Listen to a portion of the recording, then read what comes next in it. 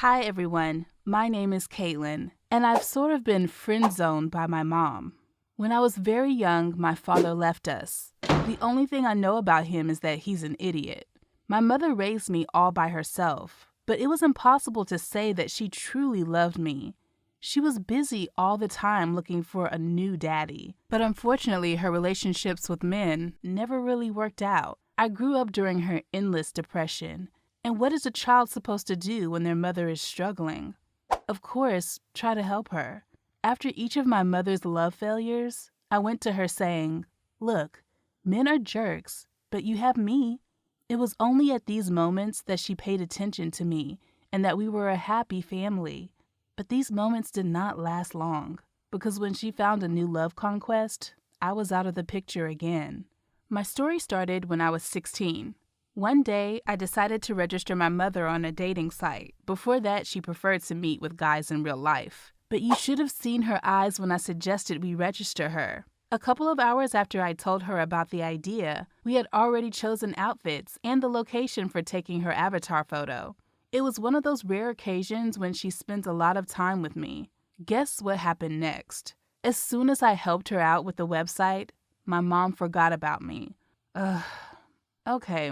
I'm already used to that. The situation loops itself.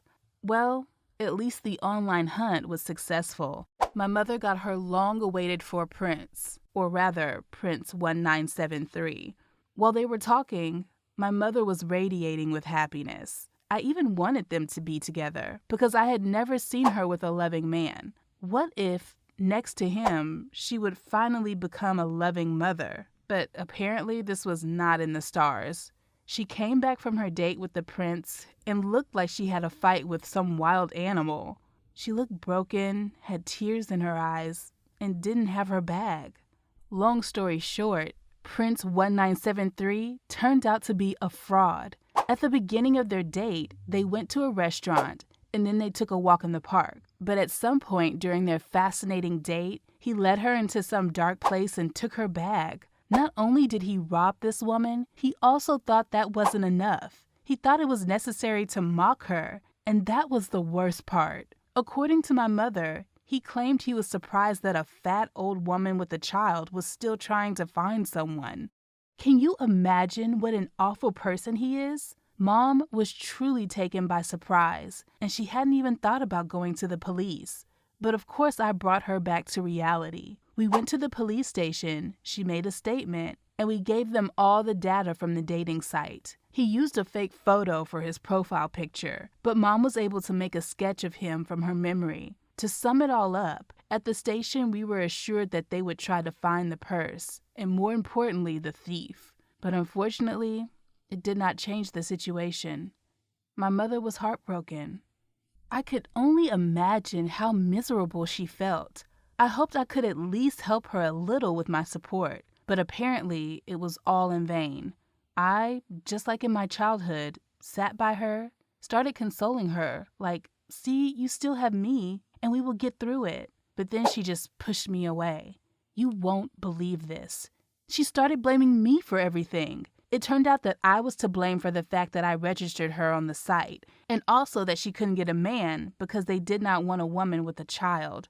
And most importantly, since she took a very long time to recover after giving birth, it was my fault that my dad left us. Can you imagine? She's been thinking this way the whole time. This lowlife only helped her pull the trigger. My dreams of having a loving mother evaporated right then and there.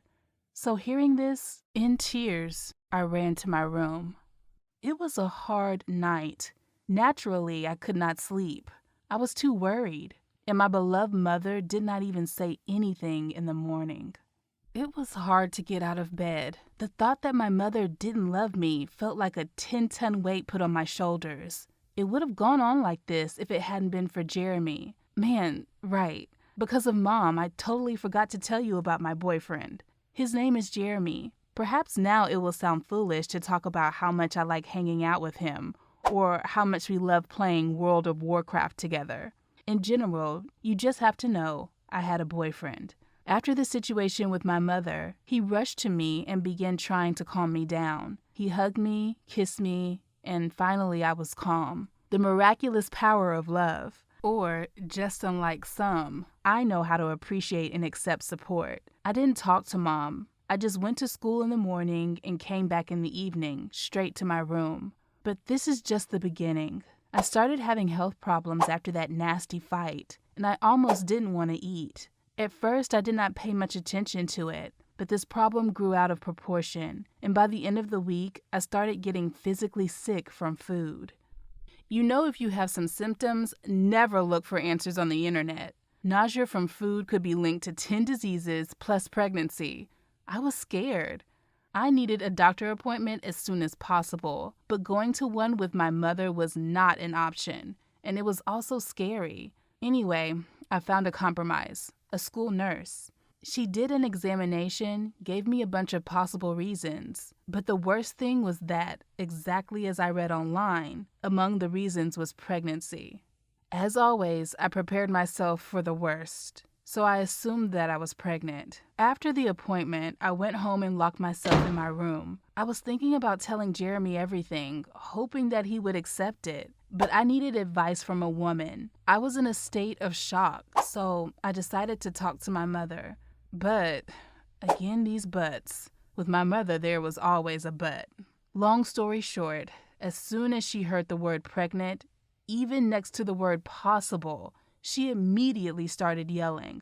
Oh, if only she was screaming because she was worried about me. But she was screaming because I was causing her more trouble. Here you are, all your life, trying to love a person, and she sees you as a problem. I could not stand seeing any more proof that my mother had considered me a burden my whole life. So I ran away from home, crying. What have I done to deserve a mom who doesn't stop her kid from running away from home? I did not think about where to go, where to spend the night. I was only thinking about my cruel mother. I just wandered around the city and noticed a few places where homeless people gathered and warmed up around a bonfire. Late at night, when it was too cold, I decided to go there. At one point, I was glad I was there. When you are among people who are also in trouble, it becomes easier for you. But my little social gathering with homeless people did not last long. Jeremy called me. As soon as he found out I'd left the house, he rushed over and took me to his house. I don't know what to call my state of mind at the time, but Jeremy certainly got me out of it. He showed me that he was not just my boyfriend. He's a guy I could rely on. And at that time, I hadn't told him about the possibility of pregnancy yet. When we got home, his parents were already aware that I had run away from my mother. Just so you understand, during this time, she called once just to ask me in a very mean and mocking manner how things were outside. Before that, I used to deny that I had a horrible mom, but now, Jeremy's parents said that I could stay as long as I wanted to. It was such a contrast. For me, Jeremy and his family were heroes. At my most difficult moment, they took me into their house. Unfortunately, this didn't last long. The nausea did not go away, and after a couple of days of my stay, they also began to notice it. I'm so stupid. When they asked me directly what was wrong with me, I decided to open up to them. I thought that the people who had sheltered me would help me to deal with this, but it didn't turn out the way I thought it would. When they heard that I might be pregnant, they were furious. That's when I saw them for who they truly were. They said I was lying about the fact that the baby was Jeremy's, and they also started insulting me. After all, their good boy was not capable of doing something like this, and this good boy knew the truth, but was dead silent. He reminded me of an ostrich, only the holes in the sand where he would hide his head were missing.